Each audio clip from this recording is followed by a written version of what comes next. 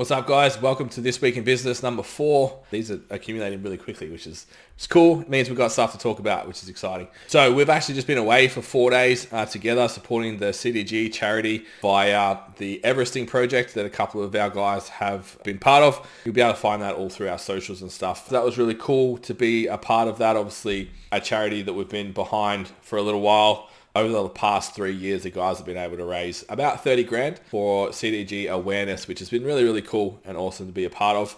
But it wasn't all fun and games. We actually had a very structured plan, just one day. But obviously conversations happen when you put the 3 directors in a room. So a little bit more than one day, focused on what's going on right now with the business and where we're heading and what's going to happen next. So what we worked on in this lock-in phase was essentially how are we drawing people in to get to know what our products are. So obviously you're watching this right now as a part of what we would call our pathway. So all our social media channels, all of our free stuff, the podcast, etc. It's all there for a reason. And one of those reasons is to provide value so people can come, get outcomes, and then go and do things and improve the state of the industry. But obviously we also want to improve our ability to attract new business, both to STC Fit as clients and to STC Fit Learning in our coaching capacity as well and our business upskilling. Part of that was reviewing the primary gifts that we give away. So we have a couple of features that we have within our business that we want to make a little bit more tangible. Being online business coaches, being online coaches, there's not a lot of trust in the market for those people because it is intangible. It's like, oh, fuck, you sign up for coaching, you get this random shit PDF, or sign up for business coaching and it's just the same generic sales funnel crap that we get everywhere else. So standing out means for us, we need to be able to provide some tangible value, something you can get your teeth into and really use and play with. So over the next couple of weeks, we'll be implementing that on both of our websites with the free stuff that we give away being downloadable and play with and malleable and still obviously targeting creating an outcome, but in a much more physical way that you actually use it. So that's exciting.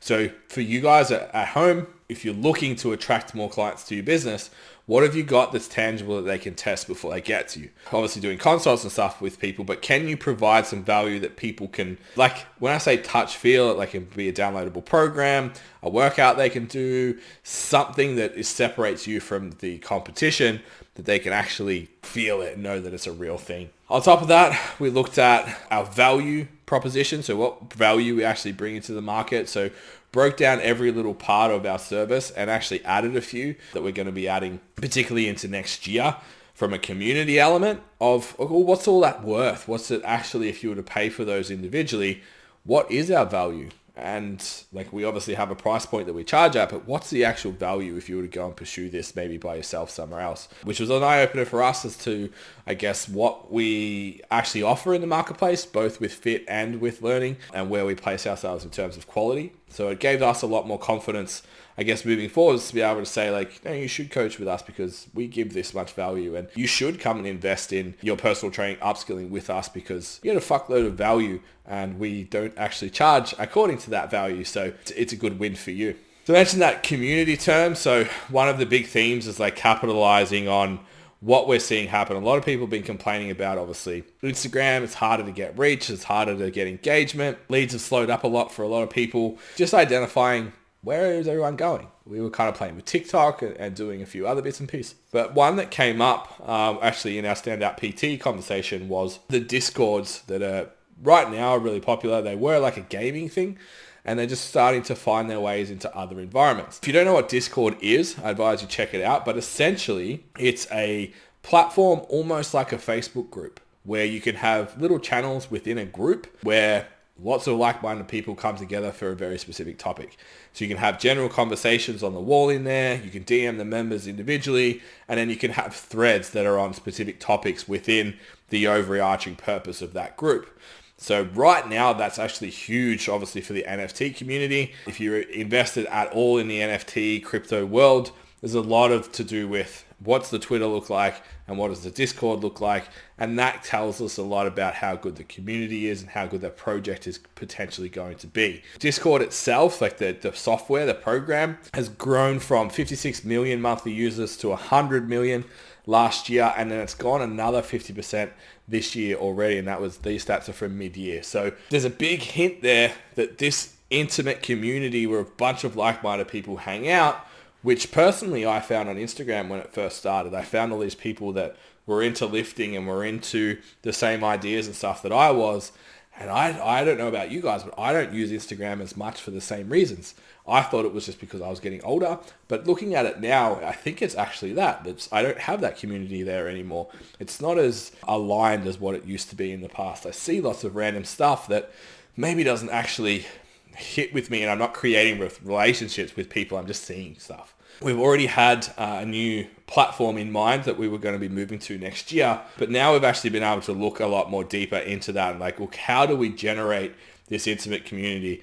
Can we combine our clients and our personal training clients and put them in the same place? We all like health and fitness. We all like getting strong or bigger or leaner or looking good or whatever it is. Everyone in that community is into training. So can we make it work inside that space and provide a lot of value to people and a home for people who have all of these goals that are shared? And then how do we manage that? So that's the next step for us, is making sure that where we're headed with this platform is going to allow us that ability. We've used Teachable in the past as our school, which is literally log in, here's your course, out you go.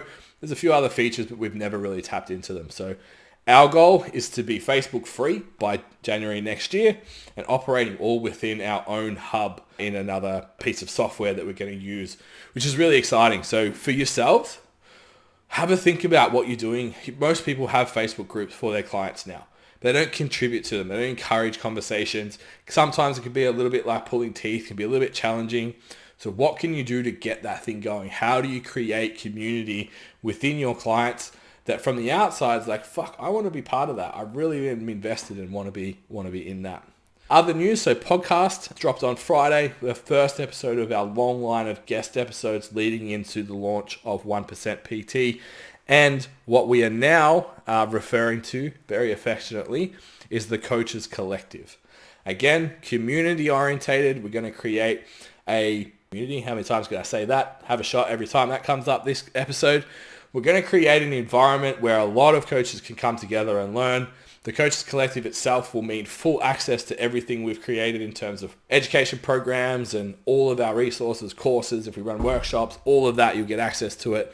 And the goal is to get as many coaches who want to be great at what they do in one place at a time and create discussions on different topics in different areas and really blow that up in terms of knowing people in different states and countries and bouncing ideas off of each other, having conversations where someone in our standout PT course was like, hey, did you know Discord's like tripled in the last 18 months? Fuck, okay, we need to pay attention to that we wouldn't have known had we not had that conversation. So really excited about that. Obviously, I've been banging on crypto, NFT and stuff for the last couple of episodes because it's something that's really front of mind and steadily growing at the moment. I think last week, Commonwealth Bank announced that you're going to be able to buy cryptocurrency through CBA.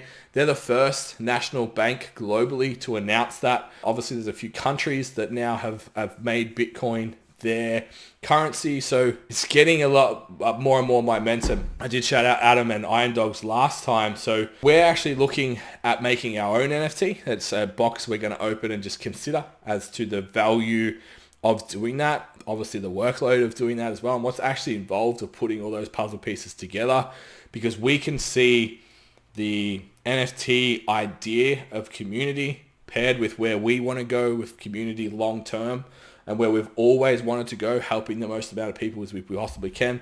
Those two mesh very well. So we're going to unpack that. We're going to do a special episode of the podcast with Adam and talk about what the fuck is this guy talking about with NFTs.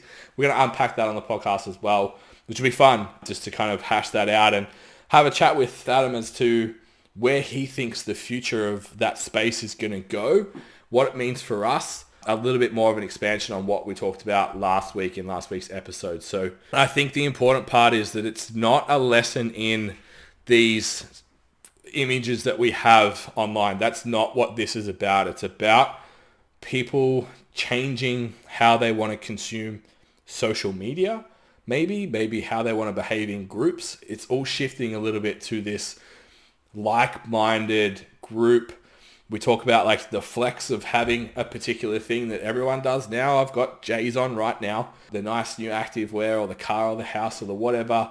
Everyone likes to flex about shit. And this is the next part of that. It's the next status symbol. So how do we tie all of that together and become a environment, community, group, trainer, business that other people want to be a part of?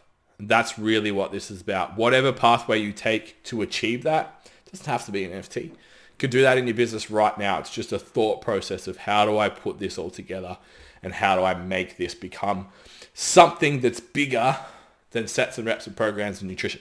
All right, I'm going to leave it there for this week. Thank you guys again for the support. I'd really love to see a few more screenshots and shares. I'm seeing a few views and getting some messages that are saying it's great. So if you could pump that out onto your socials and get more people into here, that would be amazing. I think there's lots of momentum happening and lots of opportunity in the fitness industry right now. The more people that can have the discussions, the faster we can snowball that into the future, particularly into 2022. That's enough for me. Podcast, website, scorecard, do the things, check it out. Thanks guys, bye.